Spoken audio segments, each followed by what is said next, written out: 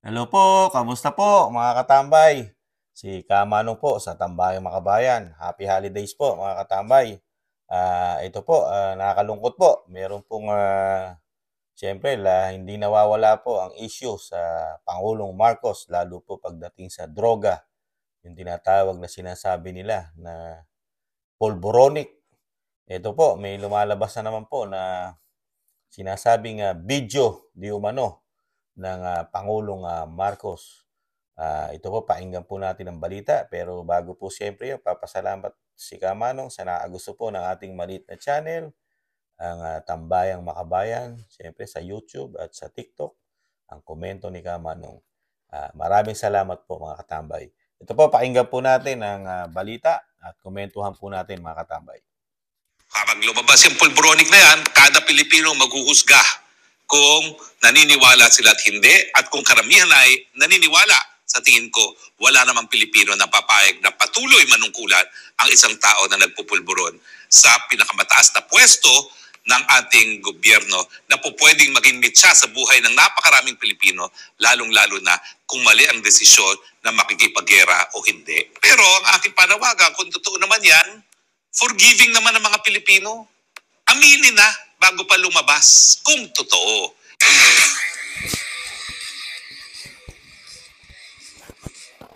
Pero alam nyo, sana nga, no, dahil 31 milyong Pilipino nagbigay ng tiwala kay PBBM, sana nga hindi totoo. Pero kung meron naman yan at kung talagang gumamit siya, siya lang nakakaalam yan, he should come clean. Kung siya ay aamin siguro, no, dahil eventually lalabas at lalabas naman yan. Ang sabi ni Maharlika, mga hindi matatapos ang June na hindi lalabas yan. Siguro, kapag umamin na siya ngayon pa lang, baka maintindihan pa ng taong bayan eh. Pero dapat hindi lang pag-amin, no? Kung totoo na talagang siya gumamit, kinakailangan ipakita niya na talagang nagbago na siya, no? Kasi ako naman, kung ginawa niya yan bago siya naging presidente, baka naman o pwede naman siyang mapatawad, no? Kung mapapakita niya na hindi na talaga yan nangyayari hanggang ngayon. Dahil napakadelikado naman kung ang presidente ay wala sa tamang pag-iisip at gumagawa ng mga desisyon. Ngayon nga, hindi natin medyo naiintindihan. No?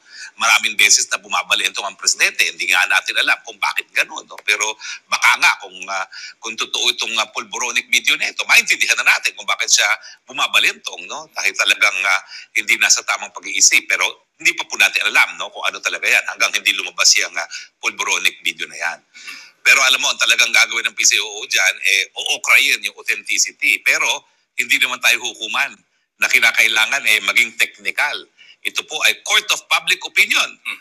Kapag lumabas yung pulboronic na yan, kada Pilipino maghuhusga kung naniniwala sila at hindi, at kung karamihan ay naniniwala. Sa tingin ko, wala namang Pilipino na papayag na patuloy manungkulan ang isang tao na nagpupulburon sa pinakamataas na pwesto ng ating gobyerno na po pwedeng maging mitsa sa buhay ng napakaraming Pilipino, lalong-lalo na kung mali ang desisyon na makikipaggera o hindi. So, pero ang aking panawagan, kung totoo naman yan, forgiving naman ang mga Pilipino. Aminin na bago pa lumabas kung totoo. Siya lang makakasagot niyan eh. Pero at saka yung mga malalapit niyang mga kaibigan. Pero I'm sure ngayon nag-uusap-usap na yan kung anong susunod na hakbang na gagawin nila, no? At I'm sure dahil si Maharlika ay nag-confirm ng nakita niya yan, abay hindi papayag yan na hindi ipapalabas ni Maharlika yan, 'di ba? Kasi ngayon alam natin may hawak ng video si Maharlika. At alam mo, partner, hindi mo po pwedeng okrayin si Maharlika, no? Dahil bagamat siya ay nabawasan na ng viewers sa Facebook. Hindi ko alam kung meron pa siyang Facebook. Abay sa YouTube, no? Kada broadcast niya at araw-araw siya nagbo-broadcast, hindi bababa sa 100,000 ang viewers niya. No? Sa 100,000 niya, na po pwede magtrumpeta kung anong mga nasasabi ni Maharlika. No? Isang palabas lang ni Maharlika dyan, may mga 100,000 na po pwede mag-share. Yan po mga katambay. Nagpahayag po sa balita ang dating secretary na si Harry Roque. At yan po, napakabigat po ng di umano mga paratang at sinasabi na meron ng hawak na video na gumagamit po ng droga ang Pangulong Marcos di umano. Na ito po ay isang vlogger po na kilala naman po natin lahat ang vlogger na si Maharlika ay may hawak na raw po di umano. According kay Attorney Roque, si Maharlika ay may hawak ng video ng pagdodroga ng Pangulong Marcos. Na alam naman po natin mga katambay na hindi pa sinasagot ng Pangulong Marcos kahit po kay dating Pangulong Duterte nung hinamon po na magpa-drug test po ang Pangulo, hindi po pinansin at binaliwala po ng Pangulong Marcos. Pero po kung ito po ay mapapatunayan na talagang siya po yung nasa video, napakalaking kahihiyan po ng ating bansa, ang sasapitin po ng ating bansa na sa kabila ng lumalaban ng pamahalaan natin ng war on drugs, talagang sinusupil natin ang droga na sa ating bansa.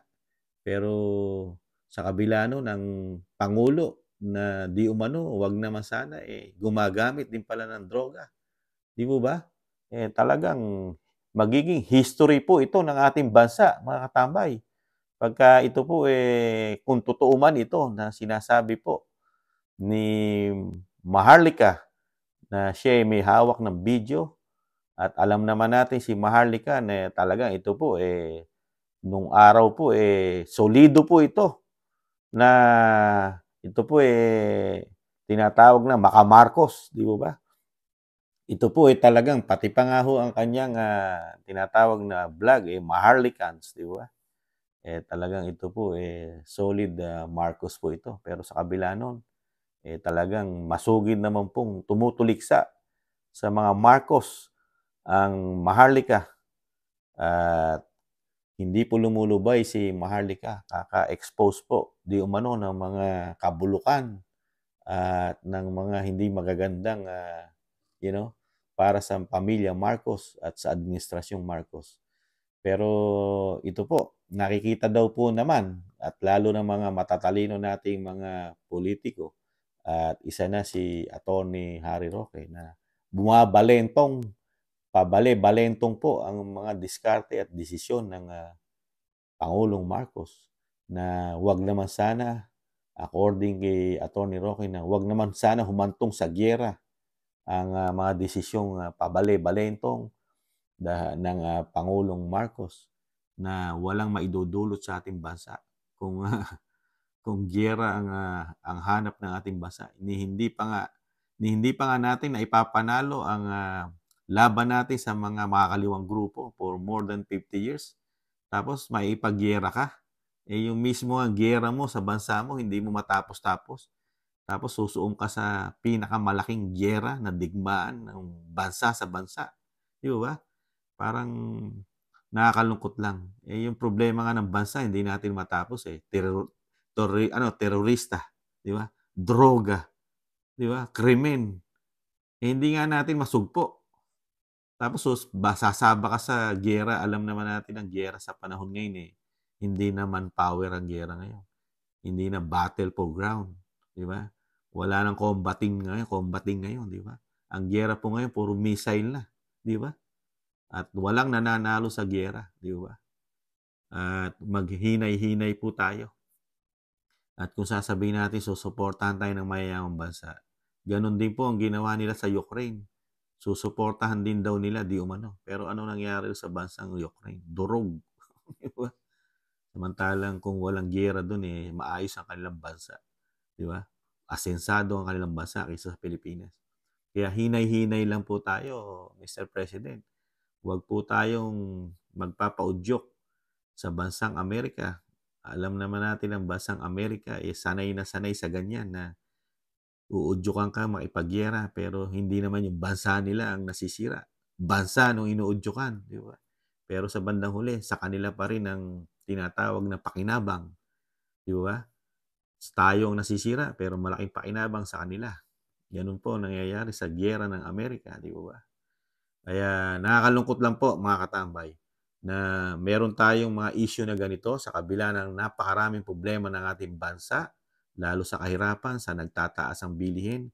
Pero ang ating presidente, magdadalawang taon na ang ginagawa pong issue ng ating, ang mga proyekto ng ating presidente. Di ba? Puro ang kanilang solusyon sa kahirapan, ayuda, pamimigay ng pera. Ang tanong ni Kamano, talaga nag-uubos ka ng pera sa ayuda pero ayaw mong solusyon yung magbigay ng trabaho. Di ba? Ng trabaho sa mga Pilipino. Bigay ka ng bigay. Paano kung bigyan pa naman tayo ng malaking problema na wag naman sana. Alam naman natin ang bansang Pilipinas, si immune sa lahat ng sakuna. Di ba? Nag-uubos na tayo ng isang damukal na pera. Di ba? Imbis na trabaho. Di ba? At yun po, nakakalungkot. Talagang pulboronic. Isa pa yon ang pinakamalaking issue. At mismong si Maharlika yata nagsabi na hindi na abuti ng June, mga katambay. Talagang yun na ang pinakamalaking worst sa administrasyong Marcos, sinasabi nila. Pag napatunayan po na yung video, talagang ang Pangulong Marcos ang nasa video na gumagamit ng droga na may hawak na si Maharlika, ano kaya ang masasabi ng mga nagtatanggol at mga enforcement, lalo sa social media ng mga Marcos? Halos lahat po napakabango po ng Pangulong Marcos sa social media, sa media, di ba? Halos wala na ngang oposisyon sa panahon ngayon, di ba? Mga katambay, halos binabanata na po lahat ang oposisyon. Pagka ikaw ay medyo oposisyon, magkakaproblema ka. Katulad di umano ni Kibuloy, di ba? Nagkaproblema dahil sinasabi nagpapaka-oposisyon ngayon. Ang kamalasan lang ni Kibuloy, ibinunyag niya kasi di umano ang mga natuklasang mga anomalya at legal na korupsyon ng Senado at ng Kamara. Kaya nalintikan si Kibuloy. Di ba? Dahil napakahabang panahon din itinago ng Kamara at Senado ang kanilang tinatawag na easy money, di umano, na legal na korupsyon na pondo ng bayan na hindi po pwede silang i-audit at walang resibo, pirma lang, tapos na. Tapos na ang pera ng bayan, di umano. Yan lang po mga tambay, ang nakakalungkot sa mga dumarating na issue sa administrasyong Marcos. Hindi katulad sa panahon ni Pangulong Duterte, hindi nagiging issue ang droga sa Pangulo. Di ba? Ang ginagawa ng Pangulo noon, sinusugpo ang droga sa ating bansa. Pero ngayon, ang issue ng droga, nasa Malacanang ang issue ng droga. Kaya abangan na lang po natin mga katambay kung ano po ang mga mangyayari at kaganapan na sinasabi po ni Attorney Harry Roque at ni Maharlika at sinasabing hanggang June. Kaya yan po, abangan po natin sa mga darating na araw at buwan mga katambay.